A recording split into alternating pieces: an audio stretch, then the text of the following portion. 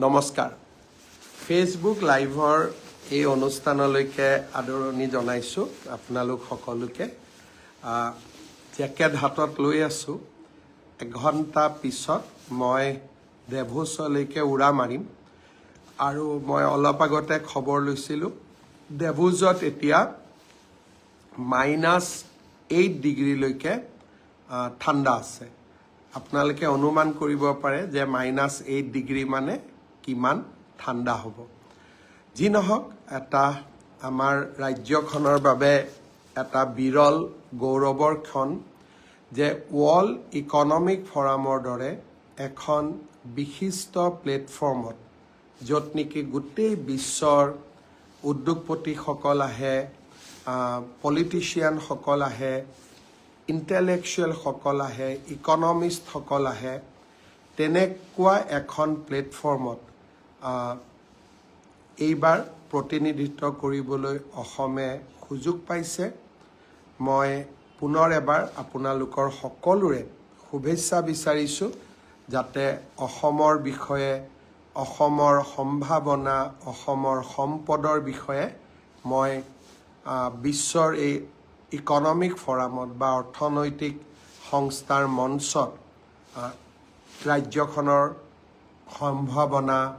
সম্পদ মানৱ সম্পদ গোটেই পৰ্যটনৰ সুবিধা এই সকলো বিষয়ে যাতে মই ক'ব পাৰোঁ আপোনালোকৰ শুভেচ্ছা বিচাৰিছোঁ যোৱাকালি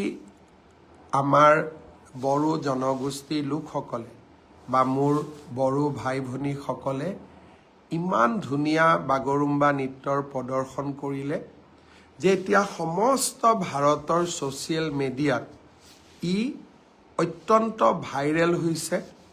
চাইনাই যেতিয়া অলিম্পিক পাতিছিলে অলিম্পিকৰ উদ্বোধনী অনুষ্ঠানৰ যি তেওঁলোকৰ যি এটা সৌন্দৰ্যৰ সৃষ্টি কৰিছিল সুন্দৰ কৰি চাইনাই অলিম্পিকৰ উদ্বোধনী শ্ব' কৰিছিলে আজি গোটেই ভাৰতবৰ্ষৰ লোকে আমাৰ বাগৰুম্বা নৃত্যক সেই উদ্বোধনী অনুষ্ঠানৰ লগত তুলনা কৰিছে আপোনালোকে চিন্তা কৰক চাইনাৰ দৰে এখন ৰাষ্ট্ৰৰ অলিম্পিকৰ উদ্বোধনী অনুষ্ঠান আৰু আমাৰ অসমত বাগৰুম্বা নৃত্যৰ প্ৰদৰ্শন আমাৰ ঐতিহ্য আমাৰ সংস্কৃতিয়ে আৰু আমাৰ শক্তিশালী প্ৰদৰ্শনে আজি চাইনাৰ দৰে এখন দেশৰ লগত অসমৰ তুলনা আৰম্ভ হৈছে প্ৰধানমন্ত্ৰী নৰেন্দ্ৰ মোদী ডাঙৰীয়াই যোৱা কালিৰ পৰা আজিলৈকে কেইবাটাও টুইট কৰিছে আৰু আপোনালোক সকলোৱে জানে যে সমগ্ৰ বিশ্বতে তেখেতৰ ফলোৱাৰ্ছ আছে ছ'চিয়েল মিডিয়াত ইনষ্টাগ্ৰামত ফেচবুকত টুইটাৰত আৰু প্ৰধানমন্ত্ৰী মোদী ডাঙৰীয়া এক প্ৰকাৰ অসমৰ ব্ৰেণ্ড এম্বেচেডৰৰ দৰে বাগৰুম্বা নৃত্যক আজি বিশ্বৰ মঞ্চলৈ লৈ যোৱাত সহায় কৰিছে মই যোৱাকালি বাগৰুম্বা নৃত্যত অংশগ্ৰহণ কৰা আমাৰ যুৱক যুৱতীসকলক বহুত ধন্যবাদ জনাইছোঁ BTC প্ৰশাসনক মুৰব্বী হাগ্ৰামা মহিলাৰী ডাঙৰীয়াক ধন্যবাদ জনাইছোঁ আৰু এই গোটেই অনুষ্ঠানটোতে আমাক বহুত সহায় কৰা বড়ো সমাজৰ আটাইকেইটা জাতীয় সংগঠনক মই পুনৰ এবাৰ ধন্যবাদ জনাইছোঁ আৰু এই অনুষ্ঠানত অংশগ্ৰহণ কৰা সকলো যুৱক যুৱতীক মই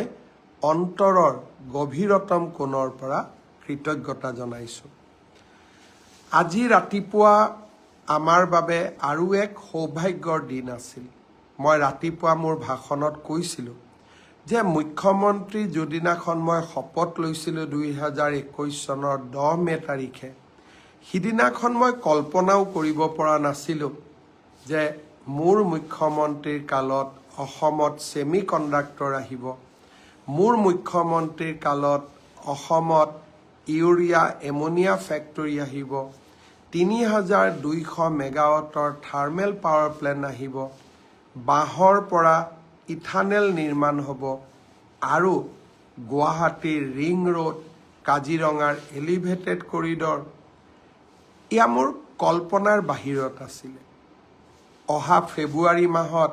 গুৱাহাটী উত্তৰ গুৱাহাটীৰ মাজত ব্ৰহ্মপুত্ৰৰ দলঙো উদ্বোধন কৰিম যোৰহাট মাজুলী দলঙৰ কামো কেইটামান দিনৰ পিছতেই পূৰ্ণ গতিত চলিব আৰম্ভ কৰিব এতিয়া মই অপেক্ষা কৰিছোঁ কেন্দ্ৰীয় কেবিনেটৰ অনুমোদনৰ বাবে যোৰহাট আৰু নুমলীগড় আৰু গোলাঘাটৰ মাজত টানেলৰ যিটো আমাৰ প্ৰস্তাৱ তাৰ অনুমোদনৰ বাবে মই অপেক্ষা কৰিছোঁ আজি মই যোৱাকালি অত্যন্ত দুখো পালোঁ যে কংগ্ৰেছ দলৰ সভাপতি সাংসদ গৌৰৱ গগৈ ডাঙৰীয়াই এই এলিভেটেড কৰিডৰটোৰ বিৰোধিতা কৰিছে 2019 চনত বৰ্তমানৰ নেশ্যনেল হাইৱেটোৰ কাৰণে বানপানীৰ সময়ত কাজিৰঙাত 1300 জীৱ জন্তুৰ মৃত্যু হৈছিল প্ৰতি বছৰে 300-400 জীৱ জন্তুৰ মৃত্যু হৈয়েই থাকে বানপানীৰ সময়ত আৰু বানপানীৰ সময়ত আপোনালোকৰ মনত আছে আমি যেতিয়া ট্ৰাকবিলাক ডাইভাৰ্ট কৰি দিওঁ তেজপুৰেদি মানুহৰ কিমান ক্ষতি হয় আজি 7,000 কোটি টকা অসমত বিনিয়োগ হ'ব অকল জিএছটিৰ পৰাই অসমে লাভ কৰিব অলমোষ্ট 700 কোটি টকা আৰু এই এলিভেটেড কৰিডৰটোৱে কাজিৰঙাৰ বন্য জীৱ জন্তুক ৰক্ষা কৰিব আৰু আটাইতকৈ ডাঙৰ কথা গৌৰৱ গগৈ ডাঙৰীয়াই প্ৰতিনিধিত্ব কৰা যোৰহাটৰ লোক যেতিয়া গুৱাহাটীলৈ আহিব বা গুৱাহাটীৰ লোক যেতিয়া যোৰহাটলৈ আহিব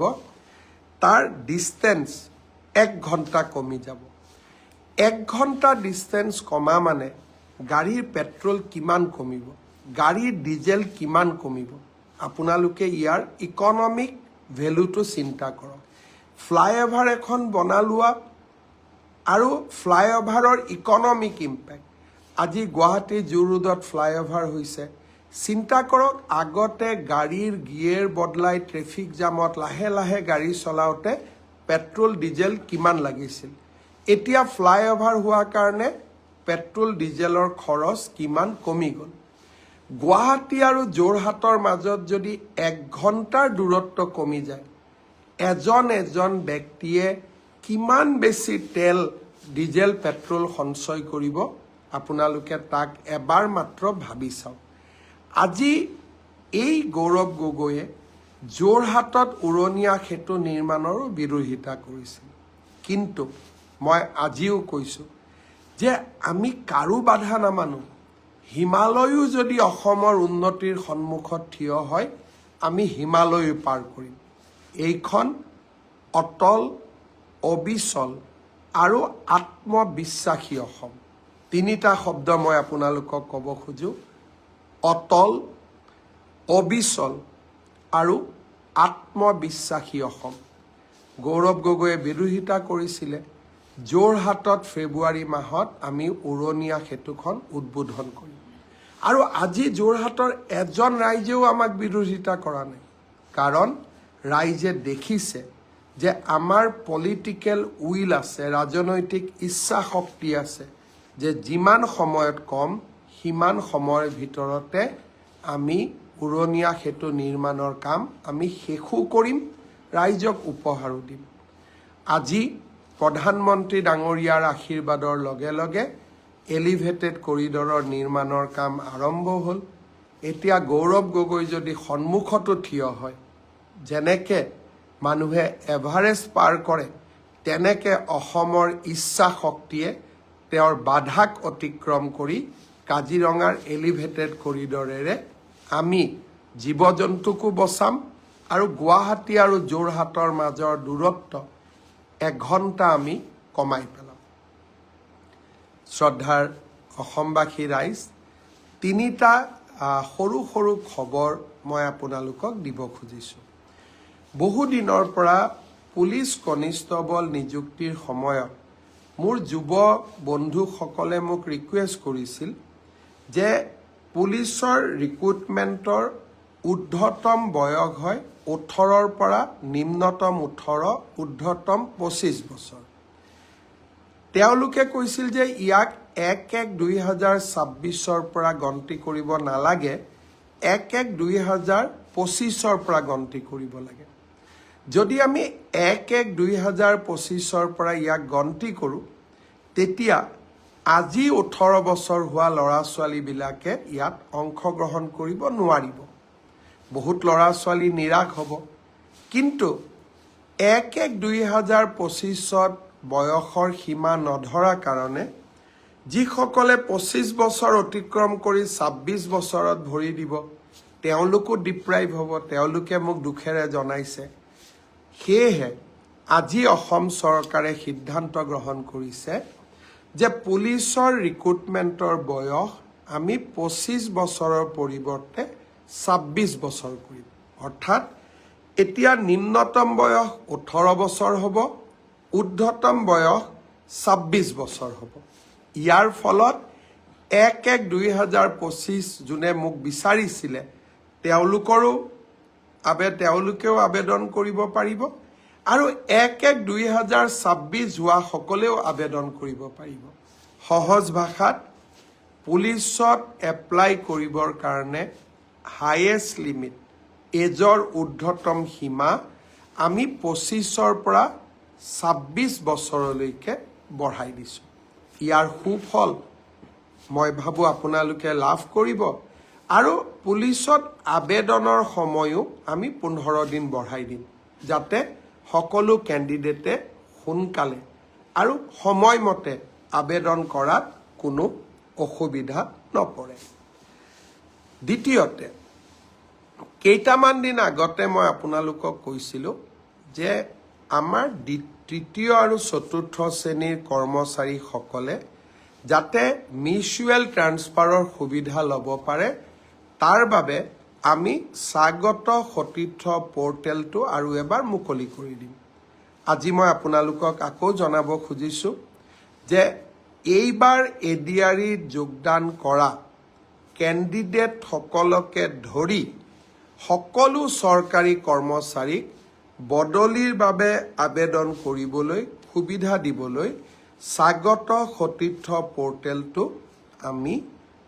ফেব্ৰুৱাৰী মাহৰ প্ৰথম সপ্তাহত মুকলি কৰি দিম।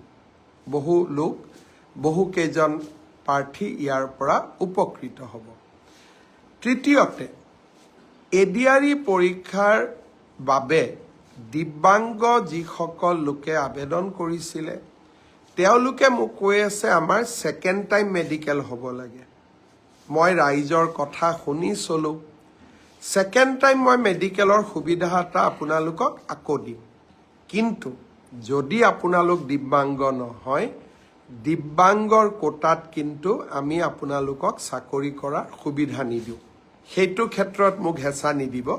কিন্তু আপোনালোকে যিহেতু কৈছে যে আৰু এবাৰ আমাক চেক আপ কৰাৰ সুবিধা দিয়ক, নিশ্চিতভাৱে আমি আপোনালোকক সেই সুবিধা প্ৰদান কৰিম, যাতে আপোনালোকে আৰু এবাৰ এই ব্যৱস্থাত বা আৰু এবাৰ যদি আপোনালোকৰ প্ৰথমটো ডাউট আছে, আৰু এবাৰ যাতে আপোনালোকে সোনকালে আবেদন কৰিব পাৰে।